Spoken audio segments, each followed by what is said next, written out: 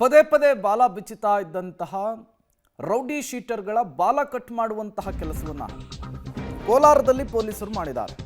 ಬೆಳ್ಳಂಬೆಳಗ್ಗೆ rowdy ಶೀಟರ್ಗಳ ಮನೆಗಳ ಮೇಲೆ raid ಮಾಡಿದ್ದಾರೆ. ಕೆಜಿಎಫ್ನ ಎಸ್ಪಿ ಶಿವಾಂಶು ರಜಪೂತ್ ನೇತೃತ್ವದಲ್ಲಿ ಈ ರೇಡ್ ಆಗಿರುವಂಥದ್ದು.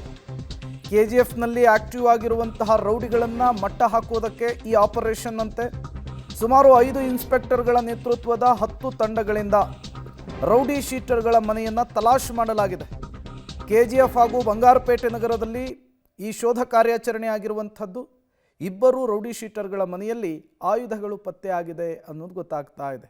ಈ ಮೂಲಕ ಬೆಳ್ಳಂಬೆಳಗ್ಗೆ ರೌಡಿ ಶೀಟರ್ಗಳ ಚಳಿ ಬಿಡಿಸುವಂತಹ ಕೆಲಸವನ್ನು ಕೋಲಾರ ಪೊಲೀಸರು ಮಾಡಿದ್ದಾರೆ. ಅರ್ಲಿ ಮಾರ್ನಿಂಗ್ ನಾವು ಎಲ್ಲ ಆ್ಯಕ್ಟಿವ್ ರೌಡೀಸ್ದು ಲಿಸ್ಟ್ ಮಾಡಿಕೊಂಡು 10 ರೌಡೀಸ್ ಐಡೆಂಟಿಫೈ ಮಾಡಿದ್ದೀವಿ.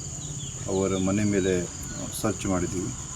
ಈಗ ನಾವು ನಮ್ಮ KGF ಪೊಲೀಸ್ ಜಿಲ್ಲೆಯಿಂದ ನಮ್ಮ 5 ಸಬ್ ಇನ್ಸ್ಪೆಕ್ಟರ್ದು 5 ಇನ್ಸ್ಪೆಕ್ಟರ್ದು ತಂಡ ಮಾಡಿ DSP ಸೂಪರ್ವಿಷನ್ನಲ್ಲಿ ನಾವು 10 ತಂಡ ಪ್ರತಿಯೊಂದು ರೌಡೀಸ್ಗೆ ಒಂದೊಂದು ತಂಡ ಮಾಡಿ ಸರ್ಚ್ ಮಾಡಿದ್ದೀವಿ.